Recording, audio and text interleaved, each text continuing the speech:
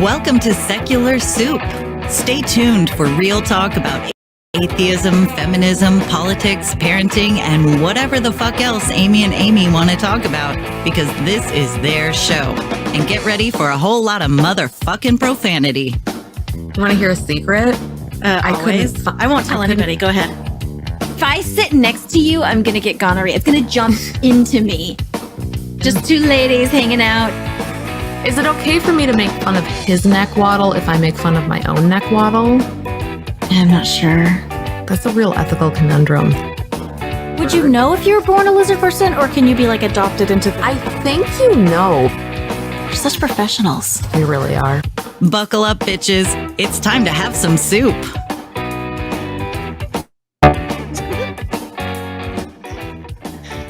I'm Amy with an I. And I'm Ocean. So good. It's getting, it's just real good. I'm good at that. How y'all doing? Hey, it's been a while. Been a while. Yeah, it's February. It is. Today's the Superb Owl. Superb Owl. Today's the Superb Owl. I don't know what that means. Super Bowl. I'm like, my brain's going, I saw it in words, on letters. Mm-hmm. And so my brain's like, I don't under, oh, yes. It's the Superb. It is. It's, I don't watch it, so no, I imagine don't it's either. playing. I'm sure Taylor Swift is there, and I'm happy for her. Yes. I don't actually care. But you know, since you brought up Taylor Swift, there was this glorious post that somebody, a Barclay Mullen posted back on February 2nd, and it really eviscerates all of these dads, especially, who are losing their minds in such a negative, aggressive, awful way of Taylor Swift dating a footballer and supporting him by going to his football games. I mean, she can't help that she's fucking Taylor Swift. So I've got to share with you this post because I'm ready. Oh my God. So quoting him, "This is probably going to tick some people off, and I hope it does. But I'm going to keep on sharing it and saying it. And once again, I'm not a Swiftie. Neither am I. But I am a human being and a dad and a monstrous football fan. I'm extremely disappointed in so many of you who think that not being a fan of someone means you're entitled to shit all over them. Yeah. Gatekeepers. I want to remind you of something. Your children are watching. You complain about Taylor Swift sitting at a football game, being happy and cheering for the man she loves and what appears to be a very loving, respectful relationship. Your children are watching. You judge a woman for literally existing and taking up space happily. And you know what? Miss Swift has won 324 awards. How many do you have? She brought $5 billion in consumer spending and boosted the U.S. economy so significantly that leaders from other countries actually beg for her to play there. Yeah. Did you know that over 20 college courses about her skills as an artist, lyricist, and musician, including at places like Harvard, Stanford, and UC Berkeley? Like, oh my God, they're teaching college courses about her. She's actually amazing. She's amazing. Did you know that Taylor Swift quietly donates mass amounts of money to local food banks in every city she performs in? Mm-hmm. Did you know that Taylor Swift was sexually assaulted by a radio DJ and she got him fired when he sued her for over $3 million for defamation? She countersued for a symbolic $1 in a court case that took 2 years for her to win. And she did that just to show women that fighting for what's right has no price tag and to never be silent in the face of oppression. Yeah, like, damn, right? Well, if you don't care by now, You should. So you mean when people sexually assault you, they sue you for defamation when you say something about it? Gee, does that sound familiar? Has that happened to me? Huh. See, if you don't care by now, you should, because your daughters, nieces, and your nephews are watching you run your mouth, and they are seeing the world hate a woman who does so much good simply because she exists in their line of sight. Yep. Do better, people. Teach your boys to respect women. Teach your girls that as women, they are allowed to take up space. Fix it.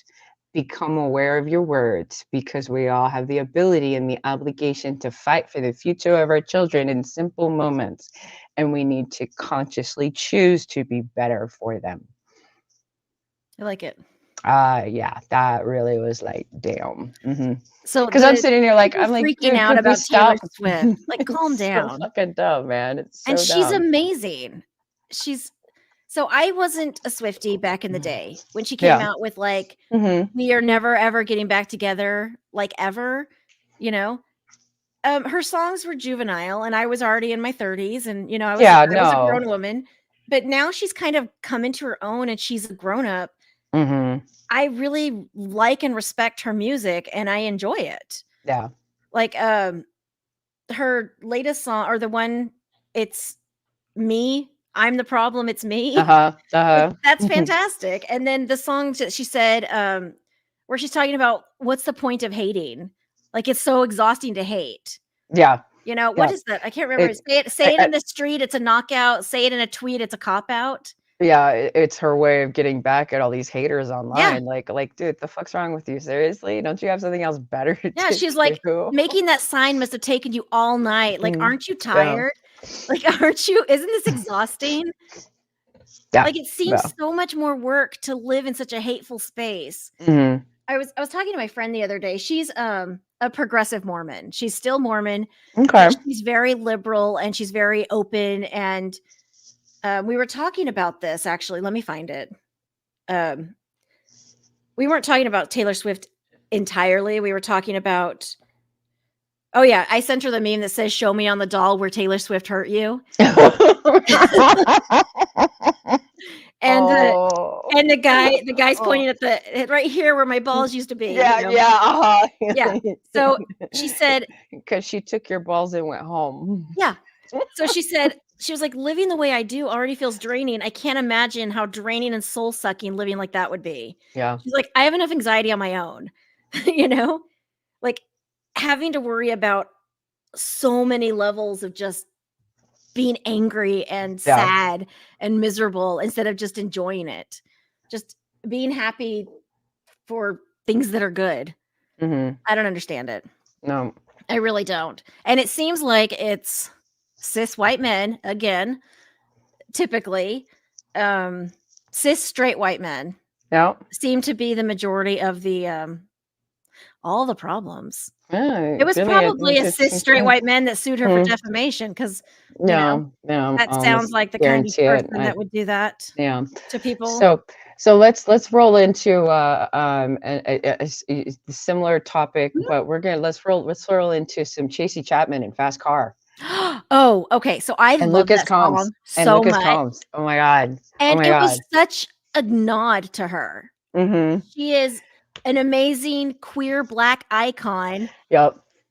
So I ran across again another post on Facebook this time by Kirk Hunt, and it gives a nice quick breakdown, because for those of you who don't fully understand who Tracy Chapman is, for younger folks don't fully appreciate that when Tracy's Fast Car was released, it was during the era when we, the LGBTQ community, were still not free to be our full authentic selves. No. Wasn't it like 96 or something? It was when I was in high school. Oh, honey, no, this song came out in 88. Really? 89, 88. Okay, so I literally grew up with that song. We grew up with this song. And it's such a good song. Fast forward 3.5 decades later, a Black, middle-aged, out lesbian and a white, younger generation country western bubba share the stage for that glorious 5 to 7 minutes.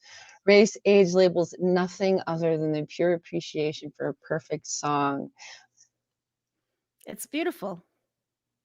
It's the closest we may ever feel to peace and unity for a while, says It's Kurt true. Hunt. Yeah, I like that. And yeah. And it could always be like this. I agree. Well, it was kind of like that when that the Road song came out. With Billy Ray Cyrus. I think it was Billy Ray Cyrus and Nas. I would know it if I heard it. Oh, it was in my head forever. It was that Old Road or whatever. Mm-hmm. I can't remember what it's called. I'm gonna look it up. Do that. So yeah, I just saw I saw Poor Things, the movie with Emma Stone and Mark Ruffalo. Oh my God. Yeah. Hold on. It was that's not even on here. Old Town Road. Right? Yeah, song by Nas X. Lil Nas X. Oh. I'm gonna take my horse to the Old Town Road. I'm gonna ride it till I can't no more, you know. I did not realize, I wasn't paying attention It was to Billy that. Ray Cyrus and a young black okay. rapper. Got you. Who's got also you. openly gay. Yes, no, Little Nas X is like insane. He's in fantastic. a lovely artisan way. I adore it. Openly gay, adore it. openly atheist, openly, you know. So Poor Things is like, it's I'm not gonna spoil anything for anybody because everybody needs to have this journey from this movie from like the beginning. Now, is this poor as in P-O-U-R or No, P-O-O-R? P-O-O-R. Okay. It's based on a novel that I haven't read yet, but it's done with such whimsy, like Amelie or What Dreams May Come. Oh, okay. And so the world is really, really weird. Mm-hmm. The styling is weird. The way it's filmed is weird. Everything, like it's done through like a fish bubble lens at the beginning, like it's like a fly on the wall kind of fishbowl. Yeah. And then as her world expands, it expands and it gets more colorful and, you know, things like that, which is very symbolic, but it's done with so much creativity and whimsy. And she's such an easy, Emma Stone's character is so like pure and simple and innocent, but it's dealing with some serious issues and really complex emotions through her simple eyes with this beautiful, whimsical world around her. And it was just, I want to see it again and again. Like I want to kind of like peel back the layers and figure it out. And I absolutely love that these women that you and I grew up as these teenage actresses who just because she did Easy A, which I love. They've developed these book clubs. Yeah. And they've been reading these obscure novels by these amazing authors who typically are female, and a lot of them are sharing their lived experiences in these stories, be them fiction or not. And then these highly famous women now are taking them and transforming them into movies to then make these voices heard on an even larger scale. So good. She also is up for all these Academy Awards. Because you know these movie places, they're so busy remaking movies. And it's like, you don't need to be remaking old shit, guys. There's so many great stories that haven't been told yet. You're just looking in all the wrong places. Learn to read. You know, and so the women have taken it by storm with these books that they've read, and then the way that we've all connected in our lived experience is a one layer or another, especially as women, and oppression and all that weird shit. Yeah. But speaking of Valentine's Day is coming up, and so for those of you who would rather not deal with Valentine's Day on that day at all, for it's either too commercialized, you don't have somebody to share it with, you're bound to be disappointed again, whatever. Just be aware that the real meaning of this special day is when the native Hawaiians stabbed the British Captain James Cook to death in the neck for trying to colonize the Hawaiian people. That's a special moment. That's a very special moment. There's a statue of Captain James Cook in Waimea on the island of Kauai, where I graduated high school, in commemoration of where he landed. Yes, they did at first think he was a god because, oh my dude, white man. Yeah. And then they promptly realized the dude was a load of shit, and took care of that problem. Yeah. So that would be fun to share as well, because for some people, Valentine's Day sucks. So It does. Even when I'm in relationships, I've never liked Valentine's Day. No, I find it too commercialized, and it's like, even if you wanted to do something, it's everything's crowded. Yeah. Where do you go? What do you do? Everything's booked. Everybody's doing something. It's insane. But it's like, on the inverse of that, to be clear, it's like, just because you're not going to celebrate Valentine's Day, make sure you still celebrate your partner. Yeah. Because I ran into that problem of it's not important that specific days of holidays get met. I don't necessarily need a gift on Yule. No, absolutely And not. I don't necessarily am not expecting a gift on my birthday. And I'm definitely not expecting it, on Valentine's Day or Easter or any other whatever. But it's like, that doesn't mean I don't want to be celebrated. Okay. Yeah. Yeah. I don't want you to do it because it's a commercial holiday that requires you to feel obligated to do this thing. But if you don't at all, then I might as well have obligated the holiday thing and then still been disappointed. I don't know. So Yeah, that's how I feel. So, but on the other side, if you're with someone that they're like, well, Valentine's Day is not important to you, so I'm not going to, or not important to me, so I'm not going to do anything. And then they kind of make a big deal about not doing anything for you, instead of just, how about we just have dinner in and hang out and, whatever. It's kind of similar to like the folks hating on Taylor. Like, if you're going to spend so much effort hating on me, why don't you just like me instead, or just let me be? If you're not going to like the holiday, that's fine. You don't want to celebrate the holiday, whatever. But how about we not continuously bitch when it's happening? Yeah. It's true. You just look forward the day after Valentine's Day. You know why? The candy. All the chocolate's 50% off. It's true. Mm-hmm. Easter too. Easter as well. So those are my fun days. So is anybody paying attention to the GOP primaries right now? Anybody paying attention to the primaries at all? Anybody aware that this is an election year for the president of the United States of America? Yeah, because it's 2024. It's a little concerning to me that we're going to have someone running a campaign from jail, or at least with so many convictions or so many charges. That's a little concerning to me, but I don't want to delve too much into that. No, but earlier this week there was the GOP primary in Nevada where Trump wasn't on the ballot. Do you know why Trump wasn't on the ballot in Nevada? They didn't allow him on there? I need to, that might be the case. Okay. You know what? You might be right about that. There's one state that from Colorado, wasn't he? Well, they've got it. We'll know by Tuesday. Okay. Because that's when the ballots start going out. So, but in one of the states, Trump's not on the primary ballot because his campaign forgot to put the paperwork in on time. Yeah. And so I thought that was Nevada, because I didn't think that anybody had actually, while like several states, the courts had said, yeah, he can't be on the ballot. I wasn't aware if any of them had actually made that full move, because he's kind of in court arguing about that with the Supreme Court right now over Colorado. So, but this might be why Nikki Haley claimed it rigged. I don't know. Anyway, so Nevada had their GOP primary. I'm digressing. Yeah, I'm listening. Yeah.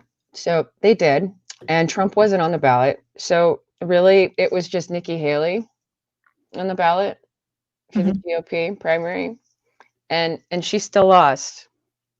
She still lost, because in the state of Nevada, they have, since 1975, they've started putting an option in there for none of these candidates. Nikki Haley got 32% support, against more than 61% for none of these candidates. um, so, yeah. Nikki Haley had previously sought to downplay the importance of the results in the state, claiming it had been rigged for Trump. Oh, that was for a different state. Ignore that statement. But yeah, no, this is the first time since the none of these candidates option has been added in 1975 that none of these candidates has actually won. Go Nikki Haley.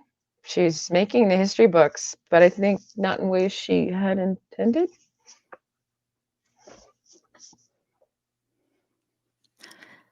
Yeah, she wanted to be like bigger than that, but oh well. Yeah. So yeah, it's just the world's on fire, and we're all gonna die eventually. Some of us sooner than others. But my oldest nephew got a kitten. Aww. And she's freaking adorable. She's got a little white stripe down her nose. It's more like a off-white. What's the kitten's name? Juniper. And Toby has turned into the most protective uncle on the planet. Aww. And is teaching her how to wrestle. And every time he hears her, he runs after her to make sure that she doesn't, stumble down the stairs.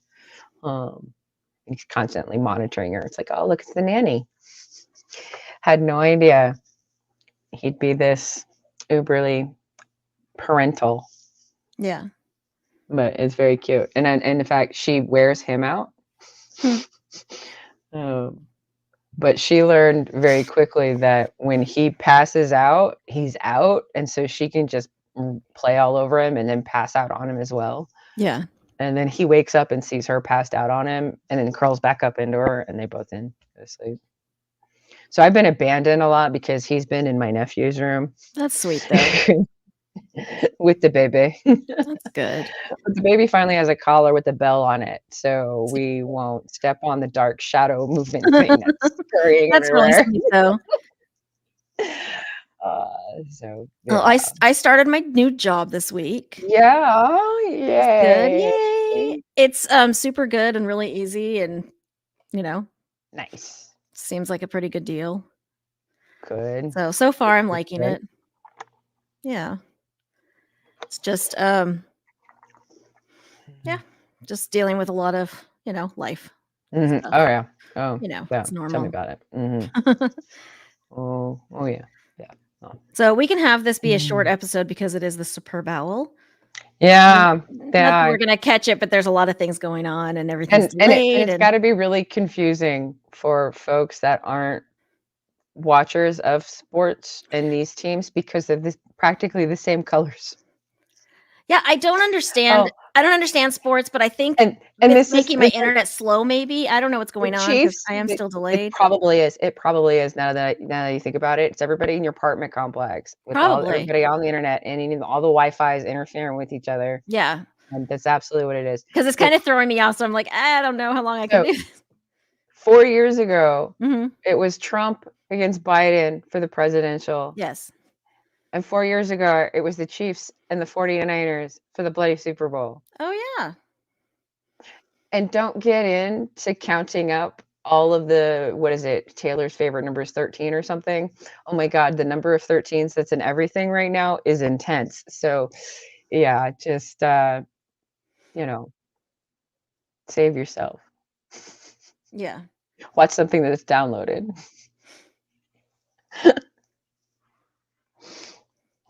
But yeah, yay. Toast and things. I don't know. It's weird to me. I gotta figure out. I keep looking away and it freaks me out. I can't, and usually I do. Right. I've got to figure out how to get to Skepticon. Okay, we'll talk about that. So, getting some plans in my head. All right, so this is going to be a shorter show, but that's okay. Yeah. It happens. Yeah. We didn't want to talk about anything too deep or serious. It's the Super Bowl. Taylor Swift's going to be there. Everything is good. They're going to count how many times they put the camera on her. Probably. I'm not watching, but white men get angry. I'll get to hear about it sure. in the morning, and Joe Scarborough on MSNBC is going to go off about it. Not because he's bitching about Taylor, but because he doesn't understand why everybody else doesn't get that she's such a wonderful addition to sports and everything, because she's just going to pump cash wherever she is. So y'all should stop bitching that she's there and be very happy that she is. The question was, is she going to be in a box or not? Because those things are fucking expensive. Yeah, I mean, she has money. Last I heard of who was it that said he needs to sign a prenup? I'm like, dude, she's a billionaire. I think it was someone really influential and stupid, like Ted Nugent or something. Of course it would be. Of course it would be. It was someone along those lines of like, brain. A guy that would totally try to take her for everything she's worth. But he's like, you should better sign a prenup. It's like, dude, she's a billionaire. Is she the one that needs to sign it to protect herself from him? Because no. Yeah. If anybody's asking for a prenup, it's her. Right. I don't think he understands. Yeah. But because it took me a second. It's like, no, maybe it's a good idea. Oh, Ted thinks he needs. Yeah. No, she's worth billions, honey. Exactly. Billions. It's so silly. All right. Well, have a good Super Bowl. Good night. Good night. It's like my delay. Love you. Talk to you later. Bye. Bye.